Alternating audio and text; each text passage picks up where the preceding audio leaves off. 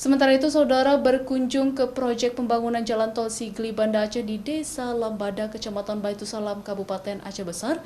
Anggota DPR RI meminta pemangku kepentingan di Aceh agar dapat menyelamatkan situs purbakala tersebut untuk kepentingan sejarah di masa depan. Kondisi sejumlah nisan yang terindikasi berasal dari makam para raja dan ulama di era Kesultanan Aceh di pintu masuk tol Sigli Banda Aceh atau Sibanceh di Desa Lambada, Kecamatan Baitusalam, Kabupaten Aceh Besar, masih dalam tahap penelitian. Pasca ditemukan warga 1 pekan lalu, nisan-nisan masa kerajaan Aceh Darussalam ini kini mengundang perhatian dari semua pihak untuk diselamatkan keberadaannya, termasuk anggota DPR RI asal Aceh Nasir Jamil. Temuan puluhan nisan berbentuk bulan dan silindris menunjukkan peninggalan dari makam ulama pada abad ke-18 akhir.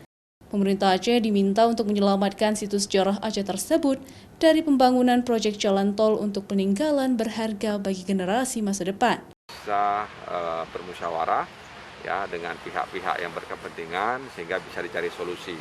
Ya, karena di satu sisi pembangunan sudah berjalan ya, dan juga kita ingin ini diselamatkan. Jadi dua-dua penting, pembangunan juga penting, ini juga penting untuk diselamatkan. Jadi nanti solusinya paling nanti teman-teman ADI maupun HK mungkin bisa merapikan.